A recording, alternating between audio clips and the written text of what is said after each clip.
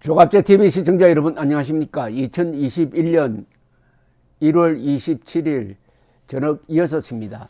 최근 두 차례 소개해 드린 분이 있습니다. 미국 CIA 대북 분석관 출신이고 지금은 브루킹스 인스티튜트의 석좌 연구원을 지내고 있는 한국계 미국인 정 H.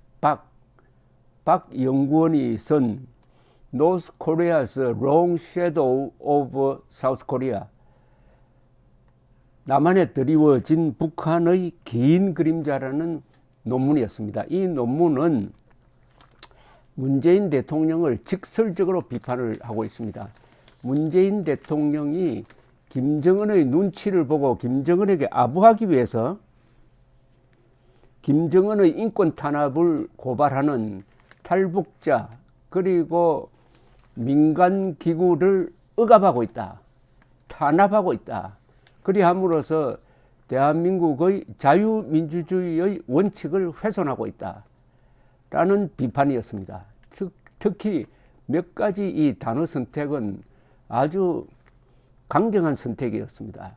김정은에게 아부하고 있다, 몰리파이, 또는 한국의 반북단체 그리고 북한 인권단체, 탈북단체를 크래킹 다운하고 있다, 탄압하고 있다 하는 표현까지 썼더랬습니다. 그런데 이분이 바이든 신행정부에 의해서 미 국무부 부차관보에 임명이 되었습니다.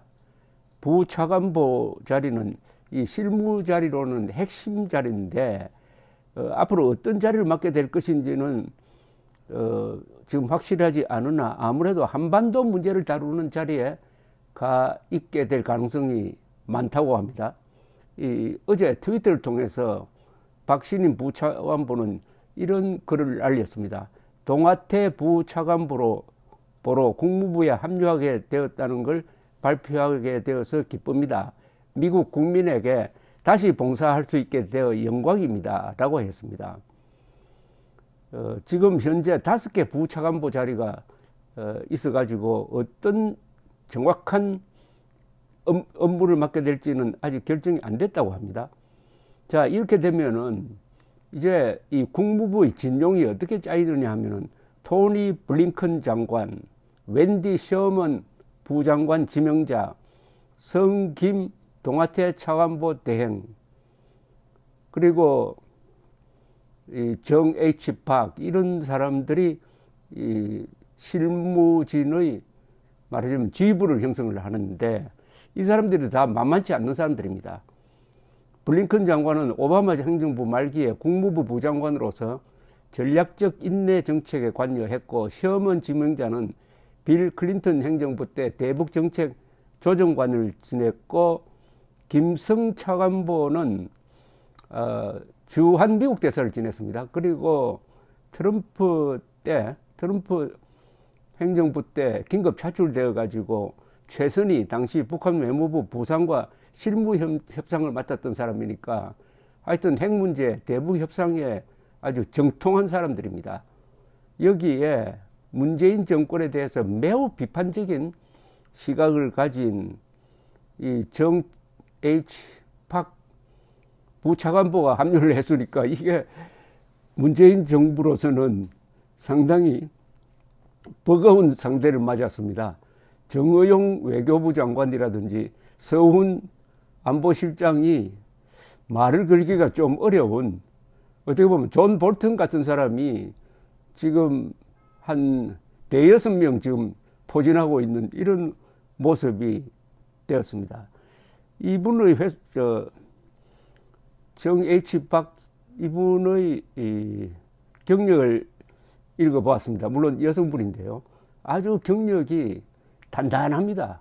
주로 정보부서에 미국 CIA 그리고 DNI라고 불리는 국가정보국에서 이 분석관으로 일하면서 한반도 정세에 대해서 대통령에게까지 올라가는 보고서를 작성한 경력을 가지고 있는 사람입니다. 그야말로 프로페셔널인데, 이분이 그러니까 어떻게 보면 들어가기 전에 이 신행정부에 들어가기 전에 쓴 이 기사는 아마 한국 전문가들이 관계자들이 지금 인터넷에 들어가서 카피를 해가지고 밑줄 치면서 읽고 있을 것입니다. 아, 어떤 사람이 들어갔느냐, 북한 인권 문제에 대해서 어떤 생각을 가지고 있느냐, 이 사람 뭐 그 시각이 잘 나와 있습니다. 그래.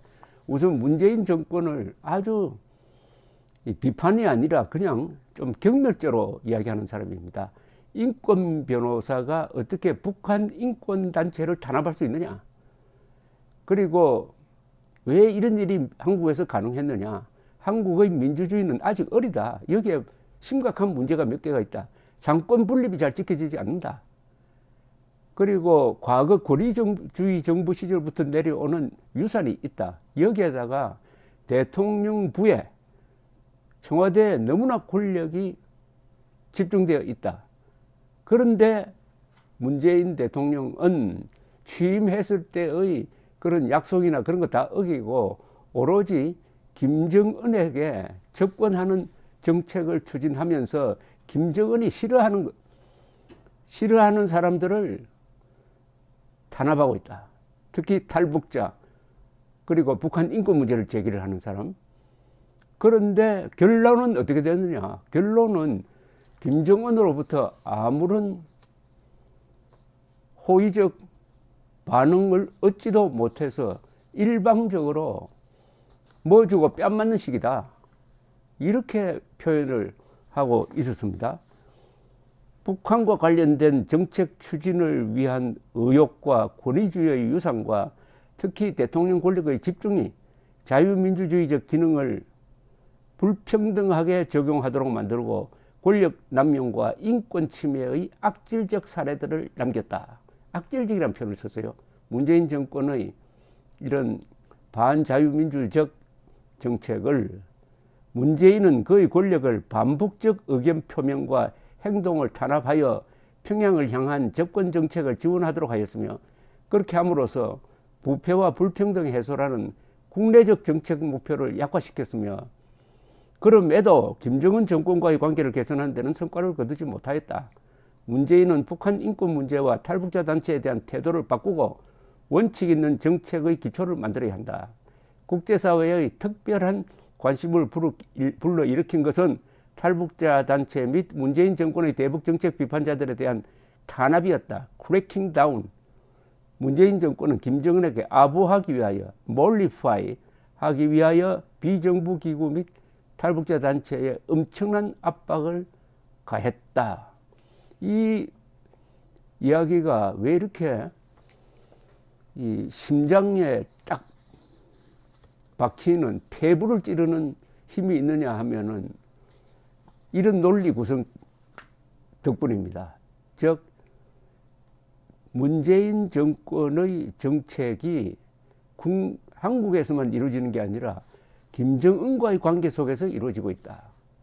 그러니까 김정은을 위해서 대한민국의 자유민주적 가치, 그리고 인류의 보편적 가치인 인권, 법치를 훼손하고 있다. 악질적으로 훼손하고 있다. 자, 이걸 한국식으로 풀면은 어떤 내용이 되느냐면은, 문재인 대통령은 민주주의 및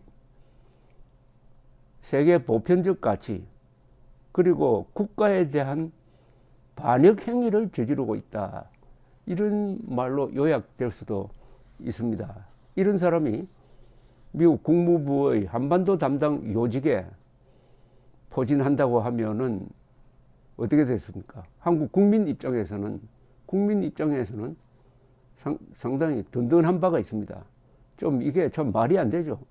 한국 국민의 이익과 안전을 지켜야 될 사람이 문재인 정권인데, 문재인 정권은 한국 국민은 도외시하고 북한 노동당 정권, 김정은의 안전을 지키는데 총력을 다하고 있으니까 한국 국민은 미국에 의존할 수밖에 없는 이런 아주 비참한 상황을 만들고 말았습니다. 감사합니다.